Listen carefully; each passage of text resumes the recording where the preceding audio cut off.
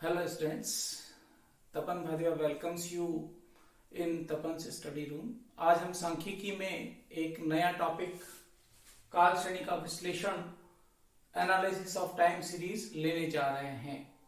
इस टॉपिक को हम इन उपभागों में बांट के, ये हेडिंग्स हैं जिनके अंतर्गत बांट के हम इसका अध्ययन करेंगे। अर्थ, महत्व, संघटक, विश्लेषण, मापन की विधियां। इसमें से अगर अपन सबसे पहले बात करें अर्थ की, तो इसको दो भागों में हम बांट के अर्थ समझ सकते हैं, काल श्रेणी और काल श्रेणी का विश्लेषण। काल श्रेणी एंड काल श्रेणी का विश्लेषण, एनालिसिस ऑफ टाइम सीरीज। जब समय से पहले इसको अपन परिभाषिक रूप में इसका अर्थ समझ लेते हैं, फिर इसको थोड़ा और डिटेल करेंगे इसके मीनिंग को। जब समय से संबद्ध मूल्यों को एक श्रेणी के रूप में व्यवस्थित किया जाता है तो ये काल श्रेणी टाइम सीरीज कहलाती है। और समय की गति के परिवर्तन के साथ इन मूल्यों में होने वाले दीर्घकालीन और अल्पकालीन उच्चावचनों या परिवर्तनों का व्यवस्थित अध्ययन काल श्रेणी विश्लेषण कहलाता है ना। एक सिस्टमैटिक एनालिसिस अगर अपन करते हैं उस श्रेणी का, जो समय के साथ में मूल्य दे रखे हैं, उस श्रेणी का अगर अपन अध्ययन करते हैं तो वो काल श्रेणी विश्लेषण कहलाता है। इसका मतलब क्या हुआ कि जब भी हम काल श्रेणी की बात करेंगे तो एक श्रेणी जो होगी वो समय के रूप में होगी अपने पास में, चाहे वो समय ईयर के रूप में हो, चाहे वो मंथ्स के रूप में हो, चाहे वो डेज के रूप में हो, चाहे वो आवर्स के रूप में हो। और दूसरी श्रेणी वो श्रेणी होगी जिसका कि आपको अध्ययन किया जाना है। मैं इसको वाई से डिनोट कर देता हूं यहां पर, जिसका कि अध्ययन किया जाना है। तो इस प्रकार से दो श्रेणियां होंगी। जैसे कि मैं ये कहूं कि 2019, 20, 21, 22 है ना, 4, 6 और 8 ये अगर मूल्य दे रखे हैं तो यहां पर आप देखिए एक समय से संबंधित श्रेणी है और एक मूल्य है। तो ये जो श्रेणी है ये इंडिपेंडेंट सीरीज है और y जो मूल्यों वाली श्रेणी है वो डिपेंडेंट सीरीज है इसके ऊपर। दूसरी बात, ये इंडिविजुअल स्वरूप में आपके सामने उपस्थित है ये श्रेणी, इसकी कोई फ्रीक्वेंसी नहीं होती। हाँ, समय के साथ में ये संबंधित जरूर है, लेकिन इन मूल्यों की कोई आवृत्ति नहीं है। तो ये एक इंडिविजुअल सीरीज व्यक्तिगत समंगमाला की तरह अरेंज्ड होते हैं। तो ये समय श्रेणी या काल श्रेणी कहलाती है, टाइम सीरीज ये कहलाती है। इस यहाँ पे ईयर हो सकता है, मंथ। अगर अपन हॉस्पिटल की बात करें, बहुत सिंपल सा एग्जांपल, अपन जाते हैं हॉस्पिटल में, अगर अपन हॉस्पिटल की बात करें तो वहां पे आपने देखा होगा पेशेंट जो बेड पर है उसका आवरली टेम्परेचर लिया जाता है ना। तो 6 बजे, 7 बजे, 8 बजे है ना, उसको मेडिसिन दी जाती है, 6, 7, 8, उसकी पल्सेस नापी जाती है। तो समय के साथ में एक श्रेणी है जो समय के ऊपर डिपेंड कर रही है, उसका टेम्परेचर समय के साथ में बढ़ा या घटा, फिर उसका अध्ययन उसका किया जाता है और अनुरूप ही उसका इलाज किया जाता है। तो वास्तव में समय श्रेणी का उपयोग हर जगह हो सकता है, लेकिन सबसे महत्वपूर्ण उपयोग जो होता है इसका आर्थिक क्षेत्र में ही होता है, जहां पर व्यावसायिक गतिविधियों को, राष्ट्रीय जो आर्थिक गतिविधियां हैं उनको मापने के लिए श्रेणी का प्रयोग किया जाता है। काल श्रेणी का अध्ययन किया जाता है, विश्लेषण किया जाता है दीर्घकालीन और अल्पकालीन भागों में बांटकर। इसके महत्व की बात करें तो भूतकाल का ज्ञान होता है, यानी कि पूर्व में, पास्ट में कौन से रिकॉर्ड्स थे, किस प्रकार के डेटा थे, उसका अध्ययन किया जा सकता है। वो अवेलेबल होते हैं, उनका अध्ययन किया जाता है और उसके आधार पर अनुमान, निष्कर्ष निकाले जाते हैं, अनुमान लगाए जाते हैं। जो सबसे महत्वपूर्ण बात काल श्रेणी के इंपॉर्टेंस की अगर अपन देखें तो वो ये दूसरा पॉइंट आपको दिख रहा है, वो है भावी अनुमान। वास्तव में ये भावी अनुमान लगाने की विधि है। काल श्रेणी क्या है? फ्यूचर प्रेडिक्शन के लिए एक इंपॉर्टेंट रोल प्ले करती है टाइम सीरीज, और उसका एनालिसिस हमें आधार प्रदान करता है फ्यूचर के डिसीजन को लेने के लिए। पास्ट रिकॉर्ड है उनका, जैसे ये पास्ट रिकॉर्ड है आपके सामने दिख रहा है। अगर मैं आप ही से पूछूं यहाँ पर कि 19 में 4 का मूल्य 20 में 6 हो गया, 21 में 8 हो गया, तो आप प्रिडिक्ट कर सकते हैं यहाँ पर कि ये मूल्य क्या होगा, 4, 6, 8, अब क्या होगा प्रोबेबली 10। तो बिना किसी एनालिसिस के आपने ये प्रेडिक्ट जैसे किया है, तो ये समंग सीरीज बहुत आसान थी। अगर बिखरी हुई हो, उलझी हुई हो, वैल्यूज बहुत कम या ज्यादा फ्लक्चुएट हो रहे हो, फिर वापस उसमें दीर्घकाल होने पर क्या प्रभाव आ रहा है, अल्पकालीन का क्या प्रभाव आ रहा है, उन सब का अध्ययन अलग अलग रूप से किया जाना हो, तो काल श्रेणी विश्लेषण की जो तकनीकें हो, विधियां हैं, उनका प्रयोग बिल्कुल सिस्टमेटिक तरीके से किया जाता है। भविष्य का अनुमान इससे आप आसानी से लगा सकते हैं, जैसे कि आपने अभी ये एस्टिमेट किया। व्यापार चक्र का अनुमान, हर बिजनेस का एक साइकिल होता है कि उसमें इस प्रकार से उसका कुछ क्रम बनता है साइकिल का। बिजनेस साइकिल इसी तरीके से डिनोट होता है।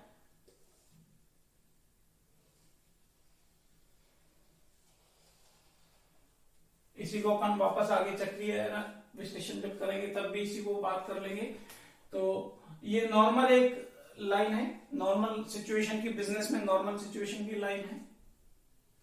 यहां पर प्रॉस्पेरिटी है, यहां पे डिप्रेशन है, इसके बाद में ये रिसेशन का पीरियड है और ये रिकवरी का पीरियड है। वापस कहां पर आ गए, वापस आप प्रॉस्पेरिटी पर आ गए। तो यहां से यहां तक एक बिजनेस साइकिल कहलाता है, या यहां से और यहां तक आप कहते हैं तो एक बिजनेस साइकिल कहलाता है। तो हर व्यवसाय में ये बिजनेस साइकिल अलग अलग तरीके से विभिन्न सामाजिक, आर्थिक, राजनीतिक गतिविधियों के कारण घटित होते हैं। तो व्यापार चक्र का अनुमान लगाया जा सकता है और उसके अनुसार व्यवसाय की नीतियां तय की जा सकती है। एक रिसेशन का पीरियड चल रहा है तो पूंजी कितनी रहे, स्टॉक कितना रहे, उत्पादन कितना रहे, इन सब का अनुमान लगाया जा सकता है। अन्य व्यावसायिक समूहों से तुलना, दो व्यवसायों में आपस में तुलना करनी है तो दूसरे व्यवसाय में उसी समय में अगर उत्पादन बढ़ रहा है तो यहाँ पर उत्पादन में वृद्धि कैसे की जा सकती है, समंकों के अध्ययन से, कालजन्य के विश्लेषण से। ये जब फ्लक्चुएशन का एनालिसिस करते हैं, उच्चावचनों का एनालिसिस करते हैं, परिवर्तनों का एनालिसिस करते हैं, तो इसका ज्ञान भी हो जाता है। यही आगे बात लिखी हुई है, परिवर्तनों का अध्ययन, कि जो विभिन्न परिवर्तन हो रहे हैं समंकों में, उनके कारण क्या है, परिवर्तन किन कारणों से आए हैं, इसका अध्ययन हो जाता है।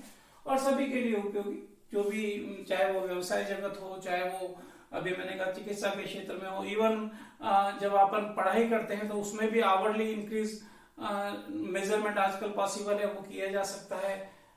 ज्ञान का समय के साथ में कितने वृद्धि हुई है, इसका भी मेजरमेंट होता है आजकल।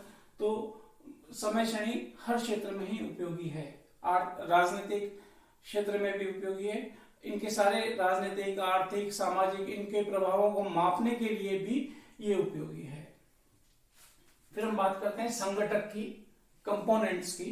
इंपॉर्टेंट टॉपिक है ये छोटा सा। तो ये जो समंक आपके सामने देख रहे हैं सीरीज के रूप में, ये मूल समंक है ना, इसको बोलते हैं original data.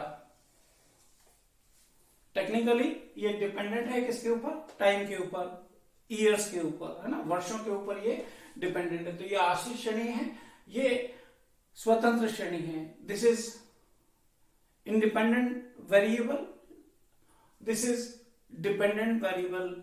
Y depends on years. मूल समंक ओरिजिनल डेटा है वाई सीरीज, उसको हम ओ से भी डिनोट कर सकते हैं, वाई से भी डिनोट कर सकते हैं।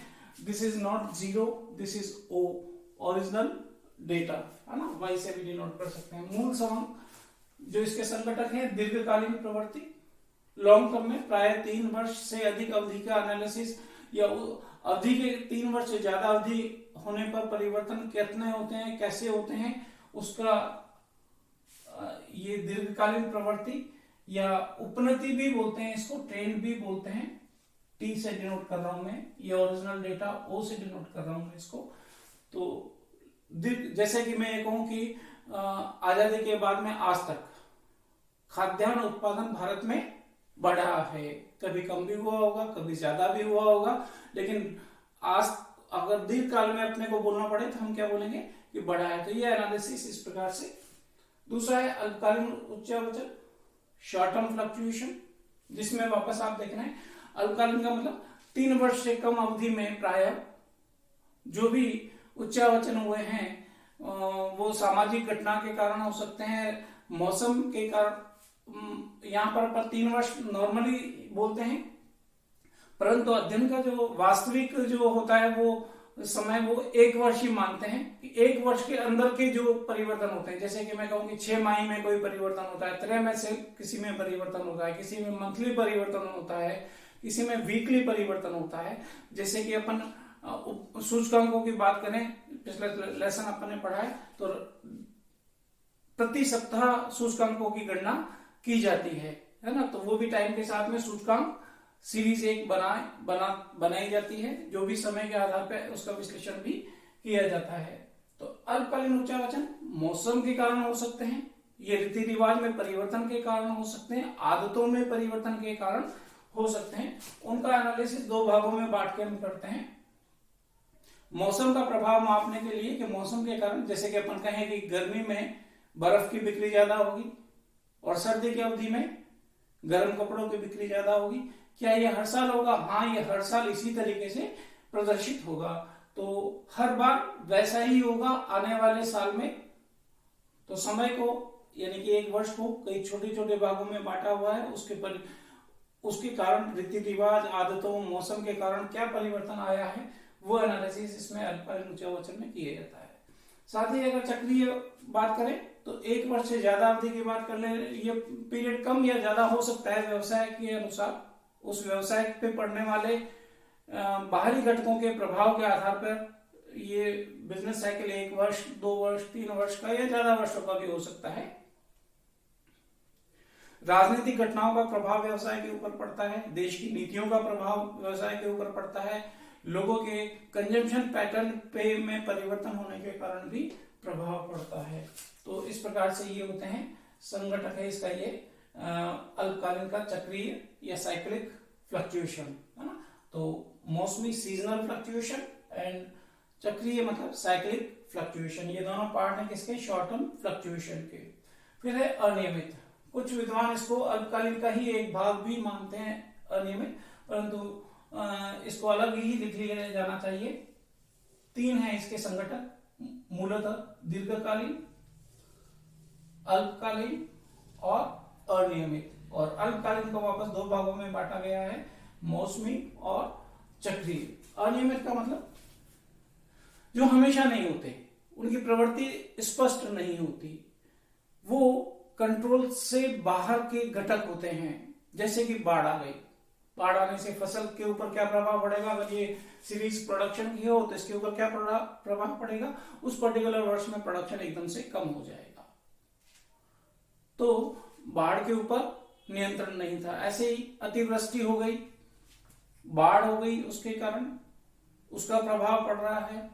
कोई भूकंप आ गया, अगर हम पॉपुलेशन की बात करें किसी पर्टिकुलर एरिया में और भूकंप आ गया तो वहां पे पॉपुलेशन कम आपको दिखेगी। तो ये जो प्राकृतिक आपदाएं या घटनाएं हैं जिनके कारण की आश्रित मूल्यों के ऊपर प्रभाव पड़ता है, वाई सीरीज पर प्रभाव पड़ता है, मूल समंकों पे प्रभाव पड़ता है, और उसके कारण ये जो फ्लक्चुएशन आ रहा है वैल्यूज में, उसको हम कहते हैं इर्रेगुलर फ्लक्चुएशन।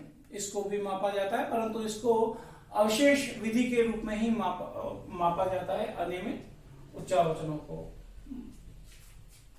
तो ये विभिन्न संघटक थे। अगर विश्लेषण की बात करें तो 2 प्रकार के प्रतिरूप या मॉडल्स हैं, योग मॉडल और गुणन मॉडल। योग प्रतिरूप और गुणन प्रतिरूप, एडिटिव एंड मल्टीप्लिकेटिव मॉडल्स, है ना। एडिटिव मॉडल क्या बोलता है, मैं यहां पे ले लेता हूं इसको, एडिटिव मॉडल को। योग की जो ओरिजिनल डेटा है वो T for train, SH for short term fluctuation, further अल्पकालीन के 2 भाग हैं, मौसमी सीजनल S और साइक्लिक C, इरेगुलर I, है ना। मैंने इनको सबको सिंबल दे दिया है यहाँ पे प्रतिरूप समझने के लिए। तो इसको हम यूं भी लिख सकते हैं, इसको हम यूं भी लिख सकते हैं। SH वापस किस भागों में बांटा हुआ है?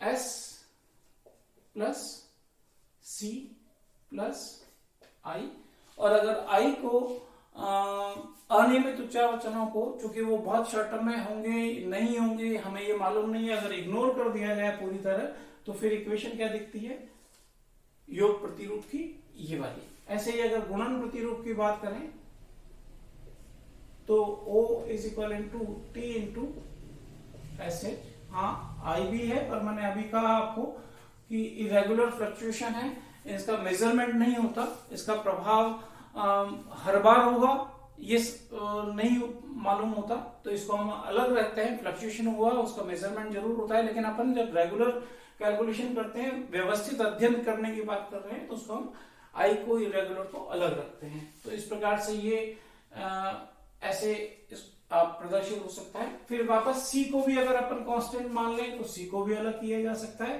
तो O is equal to T plus S हो जाएगा। ऐसे ही अगर मैं वापस इनमें बात करूं कि अगर मेरे को एसएच ज्ञात करना है तो मैं कैसे ज्ञात करूंगा, इस थ्योरम में O बाई टी से मल्टीप्लाई बाई 100 कर लेंगे अगर प्रतिशत में ज्ञात करना है तो। ऐसे इस वाली थ्योरम में अगर मुझे एसएच ज्ञात करना हो तो मैं कैसे ज्ञात कर सकता हूं, आई के फ्लक्चुएशन को कांस्टेंट मान लिया जाता है, तो एसएच ज्ञात किए जा सकते हैं कैसे, O में से टी का प्रभाव हटाकर, यानी कि उपनति का प्रभाव हटाकर। तो एसएच ज्ञात करने का तरीका योग प्रमेय में और गुणन प्रमेय में इस प्रकार से होता है। तो ये विश्लेषण की विधियां हैं। विश्लेषण के लिए, विघटन के लिए, एनालिसिस और डिकम्पोजिशन के लिए ये तरीका है। प्रतिरूप मॉडल्स, योग और एडिटिव मॉडल, गुणन या मल्टीप्लिकेटिव मॉडल, इस प्रकार से हम इसको देखते हैं। मापन की विधियां, फिर वापस अगर मेनली अपन बात करें मापन की विधियों की, तो जो मापन की विधियां होती हैं, एक तो दीर्घकालीन प्रवृत्ति या उपनति, ट्रेंड बोलते हैं, लॉन्ग टर्म फ्लक्चुएशंस या ट्रेंड, उपनति, इसके लिए विधियां आपने को दे रखी है, जैसे मुक्त स्थिति, अर्ध मध्य रीति, चल माध्य रीति और न्यूनतम वर्ग रीति। ऐसे ही अल्पकालीन उच्चावचनों का मापन किसी भी प्रमेय के आधार पर किया जाता है, चाहे इस तरीके से चाहे इस तरीके से।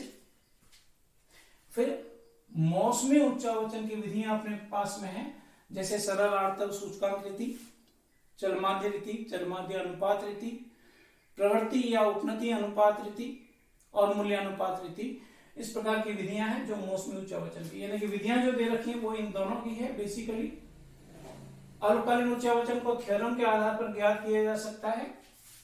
मौसमी उच्चावचन की विधि के ऊपर निर्भर करता है कि अल्पकालीन उच्चावचन योग प्रमेय से ज्ञात किया जाए या गुणन प्रमेय से किया जाए, ये निर्भर करेगा किसके ऊपर, मौसमी उच्चावचन की विधि कौन सी है, किस विधि से आप कैलकुलेट कर रहे हैं, उसके आधार पर ही अल्पकालीन उच्चावचन की प्रमेय निर्धारित होती है। अनियमित और साइक्लिक को नॉर्मली हम कांस्टेंट मानते हैं, इनका अध्ययन हम नहीं करते, परंतु अवशेष रीति से इनको ज्ञात किया जा सकता है कि सब्ट्रैक्शन, इसमें आप योग रीति अगर अपन लगा रहे हैं तो O में से अगर आप T और SS दोनों को माइनस कर देंगे तो इरेगुलर फ्लक्चुएशन आ सकता है, पर आनुपातिक वाली विधि में अपन नॉर्मली कैलकुलेट नहीं करते हैं। नॉर्मली अपन जब अध्ययन की बात कर रहे हैं, विधियों की बात कर रहे हैं, तो साइक्लिक को और अनियमित को कांस्टेंट मान के छोड़ देते हैं।